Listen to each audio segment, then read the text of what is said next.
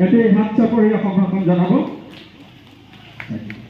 সেয়া আমাৰ সকলোৰে চিনাকি, আমি তেখেতক আগবঢ়াই দিবৰ বাবে অনুৰোধ জনাইছোঁ আৰু আসন গ্ৰহণ কৰিবৰ বাবে অনুৰোধ জনাইছোঁ। সকলোৱে এটা উচ্চ হাত চাপৰি তেখেতক অভিবাদন জনাবলৈ অনুৰোধ জনাইছোঁ। ৰাজদীপ কাইলুং বৰুৱা, আমি তেখেতক বিশেষভাৱে ধন্যবাদ আৰু কৃতজ্ঞতা জ্ঞাপন কৰিছোঁ। আমাৰ এজাৰবাৰীৰ দৰে এখন ভিতৰুৱা অঞ্চললৈ তেখেতক অসমীয়াৰ স্বাভিমান আৰু ঐতিহ্যৰ প্ৰতীক এখনি ফুলাম গামোচাৰে তেখেতক আদৰণি জনাবৰ বাবে ধন্যবাদ। এটি হাত চাপৰি অভিবাদন জনাব। লগতে এখন ধৰ্মবস্ত্ৰ চেলেঙেৰে তেখেতক আমি সম্ভাষণ জনাবলৈ অনুৰোধ জনাইছোঁ। দেৱব্ৰত বিশ্বাস ডাঙৰীয়া, বহুত বহুত ধন্যবাদ। ইয়াৰ লগতে অসমীয়া বৰ্ণিল সংস্কৃতিৰ স্বাক্ষৰ বহনকাৰী এটি সৰুদয়া জাপিয়ে তেখেতক আমি মৰম আৰু শ্ৰদ্ধা জ্ঞাপন কৰিবলৈ অনুৰোধ জনাইছোঁ। জ্যেষ্ঠ সদস্য বিমল নাথ ডাঙৰীয়া। ভগৱান শ্ৰীকৃষ্ণ ৰাধাৰ এখন প্ৰতিচ্ছবিয়ে আধ্যাত্মিকতাৰে তেখেতক আমি মৰম চেনেহ আৰু শ্ৰদ্ধা জ্ঞাপন কৰিছোঁ।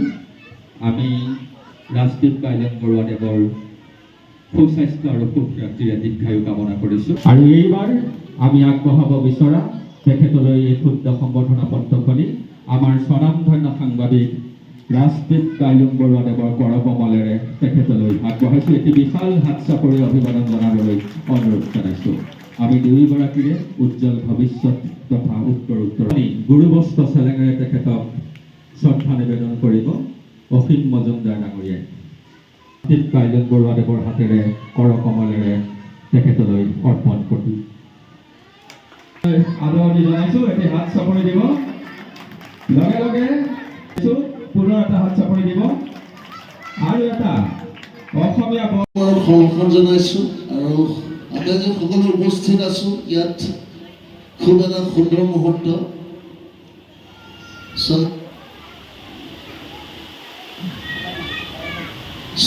আমাৰ গোটেই ল'ৰা ছোৱালীবিলাক আছে।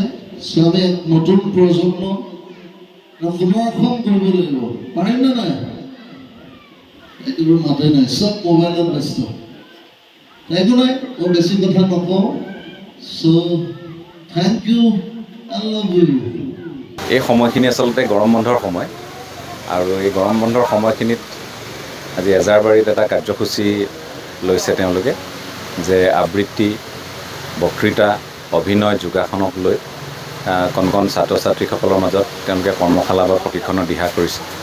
গতিকে এটা খুব যোগাত্মক কথা, আৰু এনেধৰণৰ এটা অনুষ্ঠানলৈ আমন্ত্ৰিত হ'বলৈ পাই মই আনন্দিত হৈছোঁ। এটা কথাই কৈছোঁ যে আমি এই গৰম বন্ধৰ মাহটোত আগতে আমাৰ সময়খিনি যি ধৰণৰ এটা পৰিৱেশ, যি ধৰণৰ এটা আগ্ৰহ, যি ধৰণৰ এটা হেঁপাহ থাকে, আজিৰ প্ৰজন্মটোও যাতে তাৰ পৰা বঞ্চিত নহয়, আৰু একে সময়তে এই কৰ্মশালাসমূহৰ জৰিয়তে তেওঁলোকৰ মাজত পাৰস্পৰিক সহযোগিতা, বিষয়সমূহৰ ওপৰত সম্যক ধাৰণা, আৰু লগতে ভিন্ন ধৰণৰ কথা বতৰাৰ যিটো বিনিময়ৰ এটা পৰিৱেশ হয়, সেইটোৱে তেওঁলোককো আজিৰ সময়খিনিত উদ্বুদ্ধ কৰিব পৰাকৈ বা ভৱিষ্যত সময়ৰ বাবে তেওঁলোকক এটা গোটেই জীৱন বাটত এটা গতি দিব পৰাকৈ খুব নিৰ্ণায়ক হয়। গতিকে এনেধৰণৰ কাম কাজবোৰ চলি আছে ৰাজ্যৰ ভিন্ন প্ৰান্তত। আমি নৃত্য গীতৰ পৰা আৰম্ভ কৰি, যোগাসনৰ পৰা আৰম্ভ কৰি, আমি কথা, কবিতা, অভিনয় ইত্যাদি সকলোৰে সমাৱেশ দেখোঁ। গতিকে ইয়াত শিক্ষকসকলৰ বিশেষকৈ তৎপৰতাত, যিহেতু যুৱ শিক্ষকসকলৰ তৎপৰতাত এই কাৰ্যসূচীটো হৈছে, মই জয়ন্তকে প্ৰমুখ কৰি সকলোকে মই শুভেচ্ছা আৰু অভিনন্দন জ্ঞাপন কৰিছোঁ। অনুষ্ঠানটো আহি ইয়াতে খুব সুন্দৰ অনুভৱ হ'ল যে ছাত্ৰ ছাত্ৰীসকলক লৈ কেইজনমান উদ্যোক্তাই যিখন প্ৰাথমিক বিদ্যালয় আছে, এজাৰবাৰী যি প্ৰাথমিক বিদ্যালয়, সেই বিদ্যালয়ৰ প্ৰাংগণত এই উদ্যোগবিলাক যদি আমাৰ ব্যক্তিসকলে লৈ থাকে, তেতিয়া ছাত্ৰ ছাত্ৰীসকলৰ কো কাৰিকুলাৰ এক্টিভিটিটোৰ জৰিয়তে যিটো মোবাইল আসক্তি, মেইনলি মই তাতো কৈছোঁ যে মোবাইল আসক্তিটো অলপ হ'লেও কমিব। আৰু ছাত্ৰ ছাত্ৰীসকলে এতিয়া যিটো সুন্দৰ পৰিৱেশত, এক সুন্দৰ পৰিৱেশত আছে। আৰু আটাইতকৈ ডাঙৰ কথা, আমি SMC মিটিং পাতিলে অভিভাৱকসকল নাহে বুলি এটা সততে কোৱা যায়, কিন্তু আজি আপোনালোকে ইয়াত চাওক কমেও 100জন অভিভাৱক ইয়াত আজি উপস্থিত আছে আৰু তাৰ কাৰণে তেওঁলোকক ধন্যবাদৰ পাত্ৰ যে চৰকাৰী বিদ্যালয়ৰ শিক্ষক হৈ এই অঞ্চলটোত ছাত্ৰ ছাত্ৰীসকলক কি ধৰণে উপকৃত কৰিব পাৰি গৰমৰ বন্ধৰ দিনকেইটাত সেইটো কথা তেওঁলোকে চিন্তা কৰিছে আৰু ইয়াত আহি গম পাইছোঁ যে অলপ দিনৰ আগতে এটা চিত্ৰাংকন প্ৰতিযোগিতা হৈছিলে গতিকে এই দাদা আছে বা এই ছাৰ আছে গতিকে তেওঁলোকে এই যিটো অনুষ্ঠান পাতিছে খুবেই সুখী আৰু ছাত্ৰ ছাত্ৰীসকলৰ এনেধৰণৰ যিবিলাক প্ৰতিভা সুপ্ত প্ৰতিভা থাকে বিকাশ কৰিব পৰা এটা জেগা লাগে বা সেইখিনি যি আমাৰ ৰিহাৰ্চেল কৰিব পৰা প্ৰেক্টিচ কৰিব পৰা জেগা লাগে খুব উপযুক্ত এখন প্লেটফৰ্ম আৰু এওঁলোকে আৰু আগবঢ়াই দিয়ক ৰাইজে ভগৱানে শক্তি দিয়ক সুন্দৰভাৱে আগবাঢ়ি যাওক